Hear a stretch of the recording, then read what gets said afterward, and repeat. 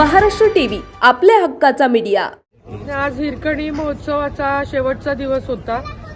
आज सगळ्यात महत्त्वाचं म्हणजे 6 दिवस ज्यांनी या हिरकड्यांनी उत्कृष्ट खप, उत्कृष्ट विक्री कौशल्य, उत्कृष्ट मांडणी याचं पारितोषिक आपण आणि हिरकणी पुरस्कार आपण प्रदान केले।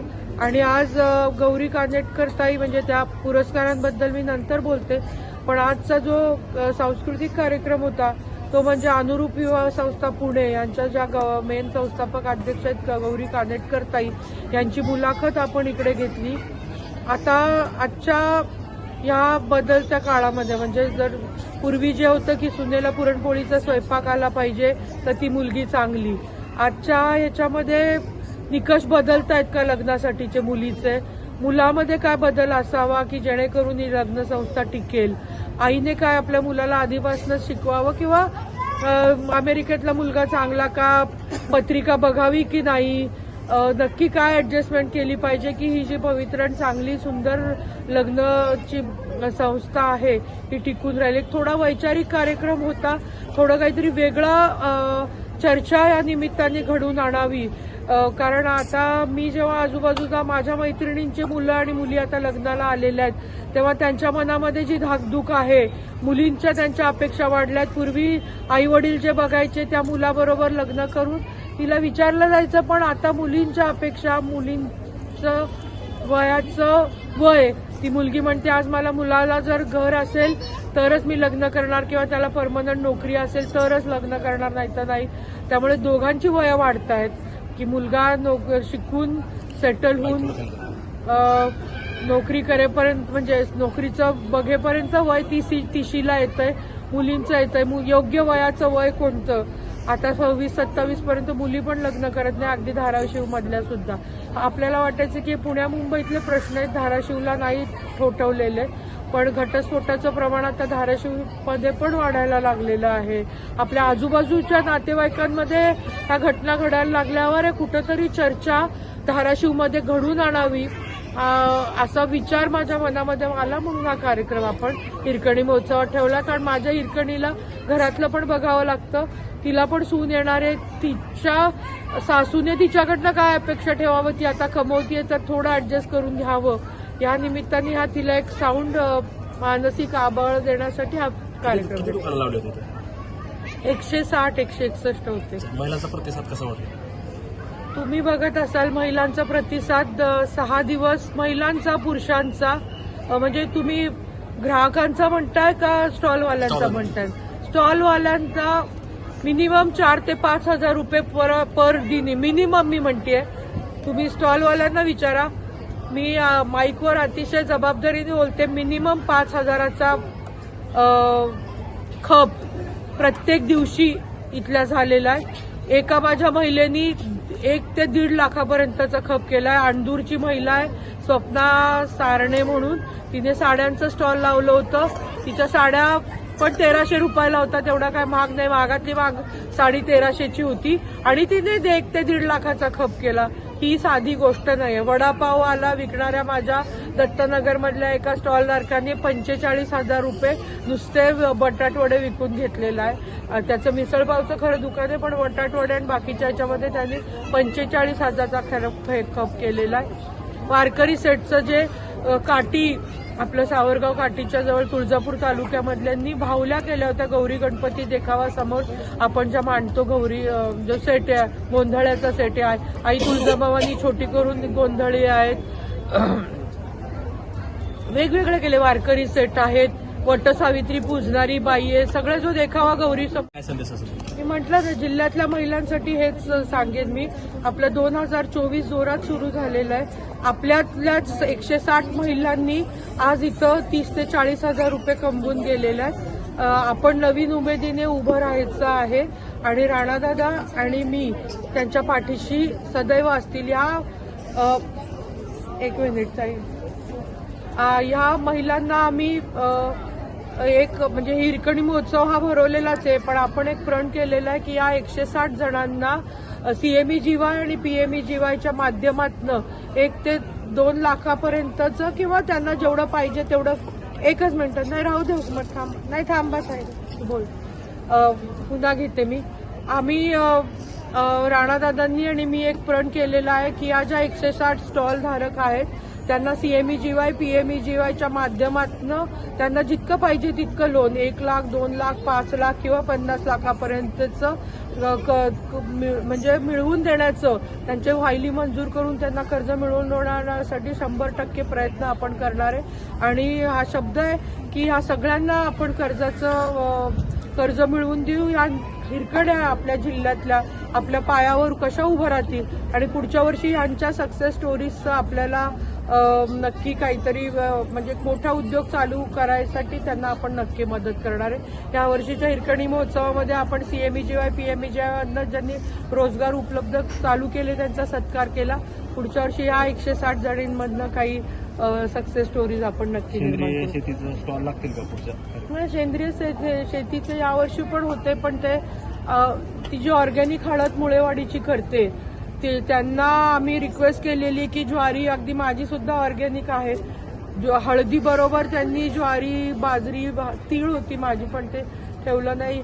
बाकीचे पण पदार्थ जे म्हणजे धान्य जी ऑर्गॅनिक पद्धतीने करतायत ती परदेशापर्यंत त्यांनी त्याचं मार्केटिंग करण्यासाठी मदत करावी. बायकांना बाकीच्यांना त्याचं नॉलेज म्हणजे त्याचं शिक्षण द्यावं किंवा त्यांना हेल्प करावी. आणि एक ऑर्गॅनिकचा आम्ही आणला होता स्टॉल, पण ते थोडंसं स्टॉल खूप, आत्ता जी म्हणाली जिने 1 लाखाचा खप केला तिला पण स्टॉल मिळत नव्हता, शेवटी भांडावंडी करून तिला मिळाला. ते स्टॉल्स जास्त झाले आणि मागण्या स्टॉल्स कमी झाले आणि मागण्या जास्त झाल्यामुळे आम्हाला काही जे माहितीपर असे स्टॉल होते, ग्रंथालय विभागाचा होता किंवा पूर्ण केंद्र शासनाच्या योजनांचा पण एक स्टॉल आम्ही आणला होता, त्याचा स्टॉल देता आले नाही आम्हाला, स्टॉल कमी असतात. पुढच्या वर्षी नक्की आपण स्टॉलची संख्या वाढवू आणि त्यांना इन्क्लूड करू. महिलांना काय प्रशिक्षण देणार काय उद्योग वगैरे? तुम्ही जर बघितलं तर आता पाकीजा शेख कनगराची, तिला मी सांगितलं फोन करून की तू काय लाव स्टॉल. ती शिवण करते, परकर बनवते, बाकीचं बोलते, पण तू आता संक्रांत आहे तर तू खणाचे परकर पोलकं, खणाचे साड्या कर, विकल्या जातील हे तिला आम्ही सांगितलं आणि तिला हे आणलं. आता ती 1 कोटीचा प्लांट लावते मोठा.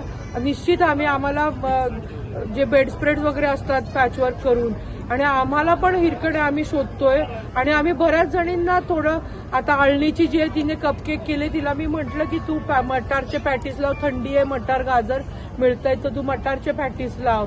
आणि भजी जी एक चिंकुताई विकत होती तिला आम्ही आवर्जून सांगितलं की फक्त भजी एका प्रकारची नाही तर पालक, बटाटा, ओव्याची भजी, मिरचीची भजी सगळे लाव. थोडंफार यांना प्रशिक्षण देणं गरजेचं आहे. आम्ही त्यांना हे करून काही जणांचं पॅकिंग थोडं व्यवस्थित नव्हतं किंवा सर्व्हिस, विक्री कौशल्य कुठेतरी कमी पडतंय सर्व्हिस देण्याचं, एक म्हणजे क्लिनलीनेस असेल किंवा ते डिस्प्ले करण्याचं किंवा हेल्दी काही देण्याचं, हे गोष्टी आहेत. ह्याच्यावर चर्चा करून थोडं निवांतपणे ह्याच्यावर वर्क करून पुढच्या ह्याच्यामध्ये करू. थँक्यू. घेतलेला आहे त्याचं मिसळपावचं खरं दुकान आहे, पण बटाटवडे आणि बाकीच्या ह्याच्यामध्ये त्यांनी 45,000चा खप केलेला आहे. वारकरी सेटचं जे काठी, आपलं सावरगाव काठीच्या जवळ तुळजापूर तालुक्यामधल्यांनी भावल्या केल्या होत्या गौरी गणपती देखावा समोर. आपण ज्या मांडतो गौरी, जो सेट आहे गोंधळ्याचा सेट आहे, आई तुळजाभवानी छोटी करून गोंधळी आहेत, वेगवेगळे केले वारकरी सेट आहेत, वटसावित्री पूजणारी बाई आहे, सगळं जो देखावा गौरी समोर मांडतो त्यांचा 70,000चा खप झालेला आहे. निलंगा राईस जी विकणारी नुसती मोठे मोठे भांडे, तिचं 85 किलो राईस विकला गेलेला आहे. तिचं एक 55 ते 60,000 रुपयापर्यंतचा खप या 6 दिवसामध्ये झाला आहे. हे खरंच खूप मोठी गोष्ट आहे. म्हणजे 10 रुपये प्लेटनी लावलेला निलंगा राईस 60,000 रुपयाचा खप होतोय. हे गणित तुम्ही मांडा. अतिशय म्हणजे मसाले विकणाऱ्या बायकांनी पर्सेस वगैरे, एक तिथं पर्स आणि पाऊच बनवणाऱ्या बाईचा 45,000 रुपये खप झालेला आहे. खूप झाला, पण मी सांगते मिनिमम 5,000 रुपये प्रत्येक, 25,000 रुपये तर प्रत्येकीने घेऊन गेलेले आहेत. लाखो रुपयांची उलाढाल आहे. जर आपण टोटल काढलं की 160 दुकानं इंटू ऑन अन ॲव्हरेज 30,000 रुपये 6 दिवसामध्ये, तर तुम्ही मल्टिप्लाय करा. 16×3=48 म्हणजे 50 लाखाचं टर्नओव्हर ह्या हिरकणी महोत्सवात 160 दुकानांचं झालंय. मल्टिप्लाय करा. मी साधं गणित मांडलंय, मी 1 लाख आणि याचं धरलेलंच नाही.